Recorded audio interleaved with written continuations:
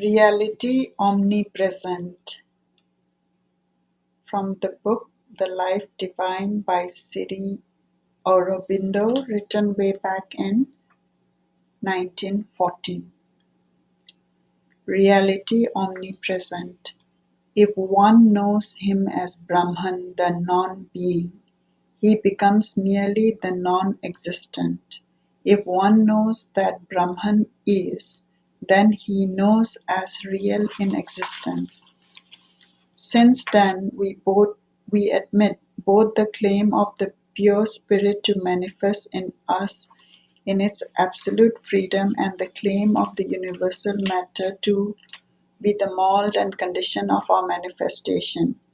We have to find a truth that can entirely reconcile these antagonists and can give to both their due portion in life and their due justification in thought, immersing neither of its rights and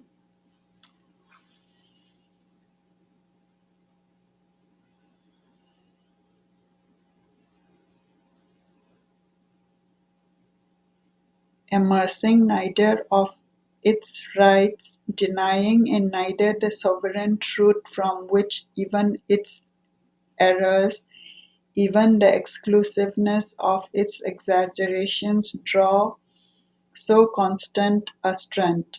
For whatever there is an extreme statement that makes such a powerful appeal to the human mind, we may be sure that we are standing in the presence of no mere error, superstition, or hallucination, but of some sovereign fact disguised which demands our fealty and will avenge itself if denied or excluded. Herein lies the difficulty of a satisfying solution and the source of that lack of finality which pursues all mere compromises between spirit and matter. A compromise is a bargain, a transaction of interest between two conflicting powers. It is not a true reconciliation. True reconciliation proceeds always by a mutual comprehension leading to some sort of intimate oneness. It is therefore through the utmost possible unification of spirit and matter that we shall best arrive at the reconciling truth and so at some strongest foundation for a reconciling practice in the inner life of the individual and his outer existence. We have found already in the cosmic consciousness a meeting place where matter becomes real to spirit, spirit becomes real to matter. For in the cosmic consciousness, mind and life are intermediaries and no longer as they seem in the ordinary egoistic mentality, agents of separation, fomenters of an artificial quarrel between the positive and negative principles of the same unknowable reality. Attaining to the cosmic consciousness mind, illuminated by a knowledge that perceives at once the truth of unity and the truth of multiplicity and seizes on the formulae of the interaction, finds its own discords at once explained and reconciled by the divine harmony, satisfied, it consents to becoming the agent of that supreme union between God and life towards which we tend. Matter reveals itself to realizing thought and to the subtilized senses as the figure and body of spirit. Spirit in its self-formative extension, spirit reveals itself through the same consenting agents as the soul and the truth, the essence of matter. Both admit and confess each other as divine, real, and essentially one.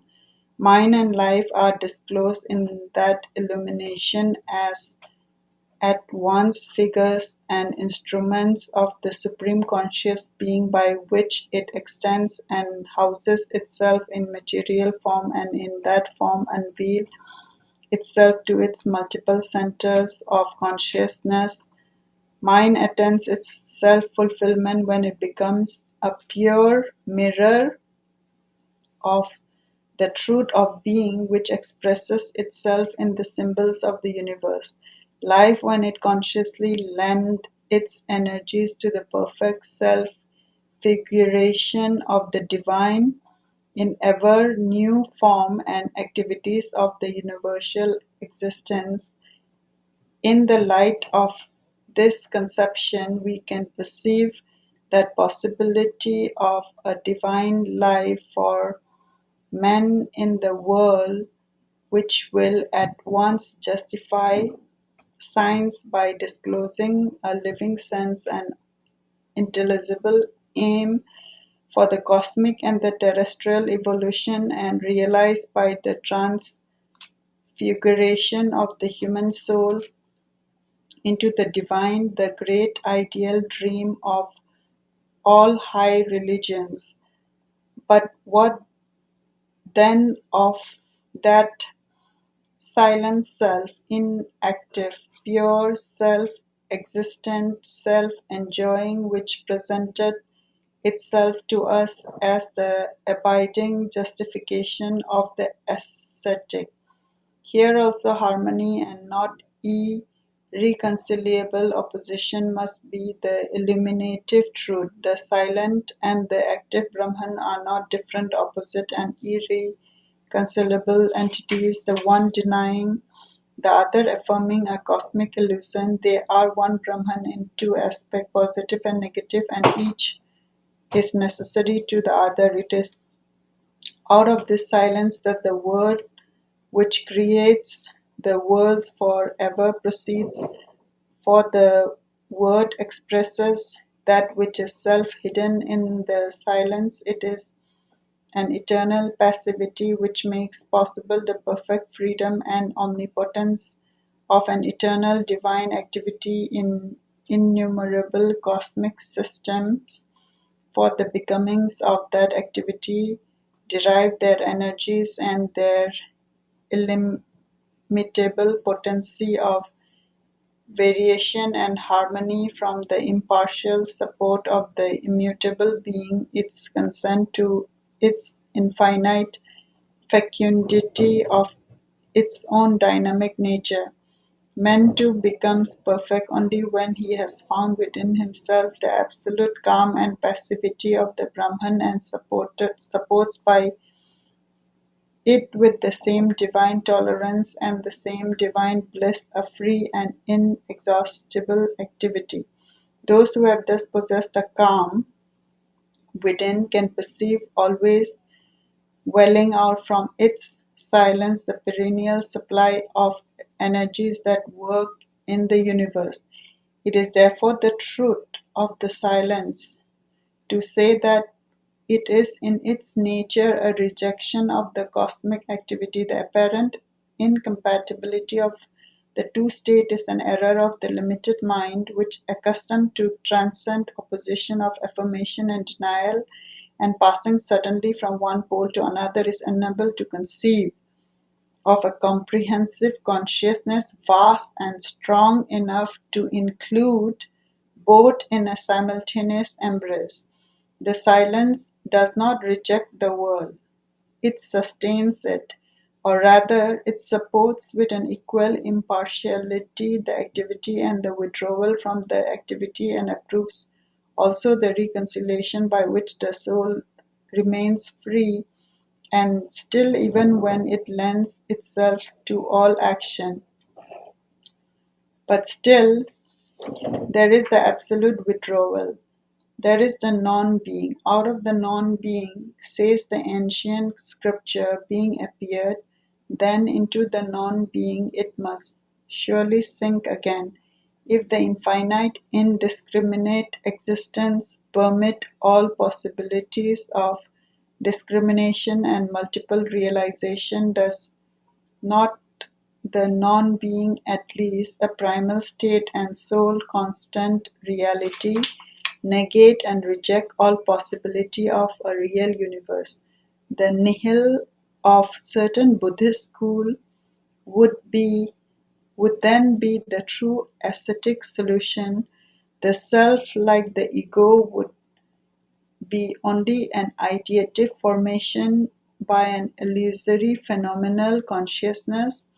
But again, we find that we are being misled by words, deceived by the transcendent opposition of our limited mentality with its fond reliance on verbal distinctions as if they perfectly represented ultimate truths, and its rendering of our supramental experiences in the sense of those intolerant distinctions. Non-being is only a word. When we examine the fact it represents, we can no longer be sure that absolute non-existence has any better chance than the infinite self of being more than an ideative formation of the mind. We really mean by this nothing, something beyond the last term to which we can reduce our purest conception and our most abstract and subtle experience of actual being as we know or conceive it while in this universe. This nothing then is merely a something beyond positive conception.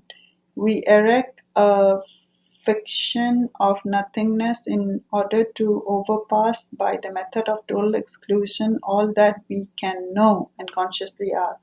Actually, when we examine closely the nihil of a certain philosophies, we begin to perceive that it is zero, which is all, or an indefinable infinite, which appears to the mind a blank, because mind grasps only finite construction, but is in fact the only true existence. And when we say that out of non being, being appeared, we perceive that we are speaking in terms of time about that which is beyond time. For what is the portentous date in the history of eternal nothing on which being was born out of it, or when will come that other date equally formidable on which an unreal all will relapse into the perpetual void? Sat and Asat, if they have both to be affirmed, must be conceived as if they obtain simultaneously. They permit each other even though they refuse to mingle. Both, since we must speak in terms of time, are eternal. Then who shall persuade eternal being that it does not exist and not eternal non-being is? In such a negation of all experience, how shall we find the solution that explains all experience? Pure being is the affirmation by the unknowable of itself as the free base of all cosmic existence.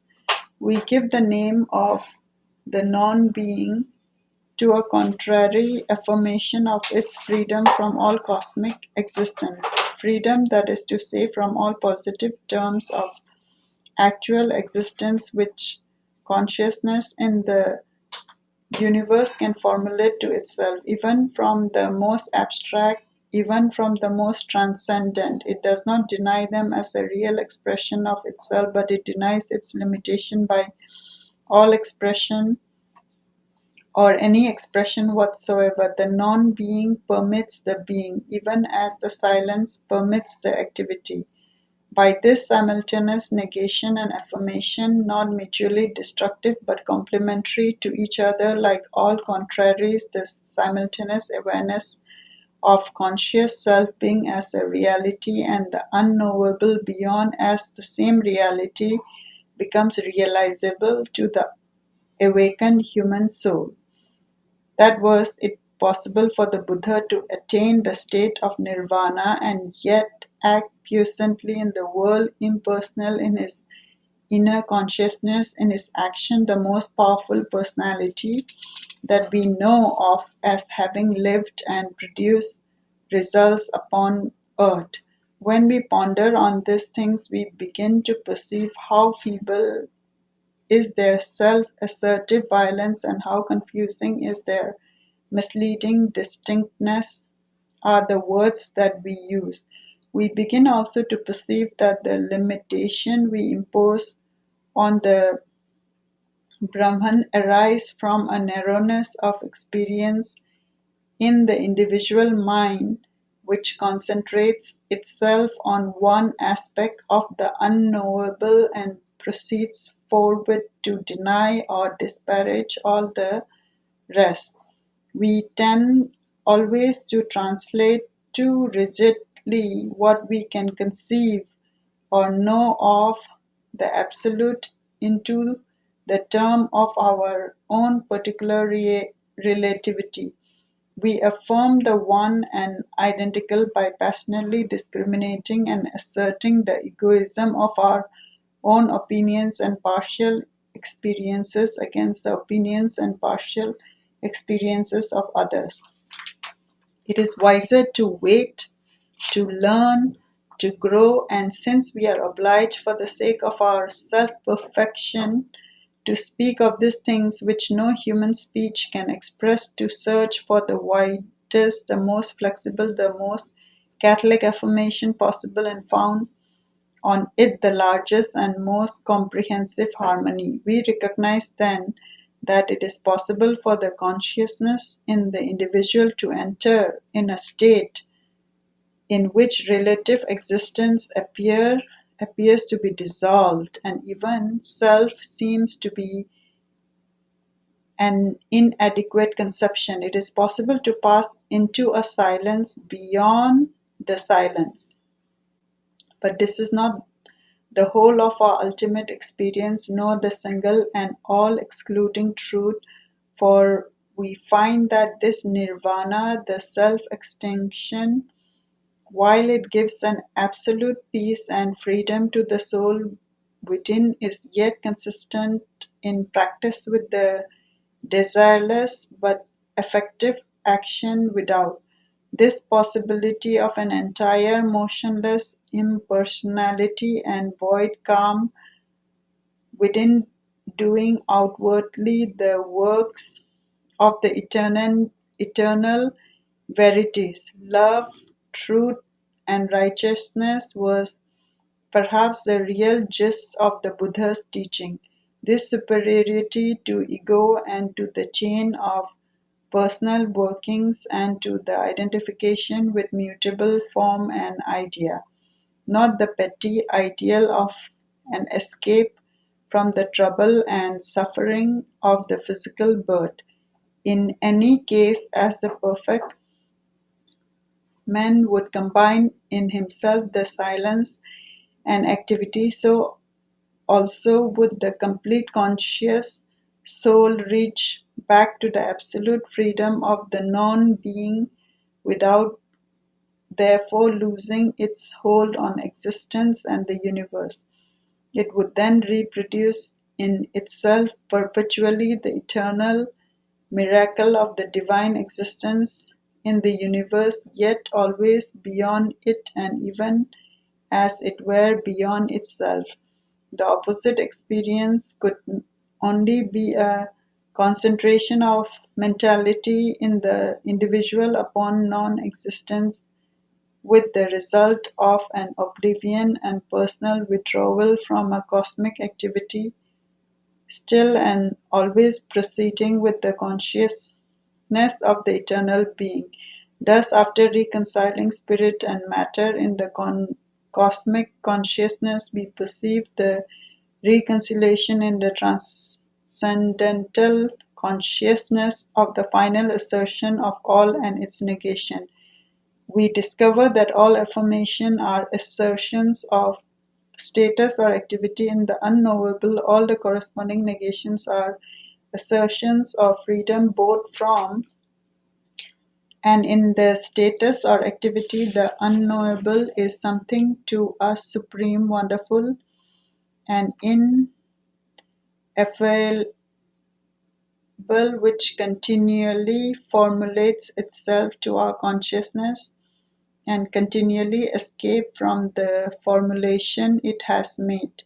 This it does not as some malicious spirit of freakish magician leading us from falsehood to greater falsehood and so to a final negation of all things, but as even here the wise beyond our wisdom, guiding us from reality to ever profounder and vaster reality until we find the profoundest and vastest of which we are capable. An omnipresent reality is the Brahman, not an omnipresent cause of persistent illusions. If we thus accept a positive basis of our harmony and on what other can harmony be founded, the various conceptual formulations of the unknowable, each of them representing a truth beyond conception, must be understood as far as possible in their relation to each other and in their effect upon life, not separately, not exclusively, not as affirmed as to destroy or unduly diminish all other affirmations. The real monism, the true Advaita, is that what admits all things as one Brahman and does not seek to bisect its existence into two incompatible entities, an eternal truth, an eternal falsehood, Brahman and not Brahman, self and not self, a self taught and an unreal yet perpetual Maya. If it is true that the self alone exists, it must also true that all is the self, and if this self, God or Brahman, is no helpless state, no bounded power, no limited personality, but the self conscient all, that must be some good and inherent reason in it for the manifestation to discover which we must proceed on the hypothesis of some potency, some wisdom, some truth of being in all that is manifested. The discord and apparent evil of the world must in this sphere be admitted but not accepted as our conquerors.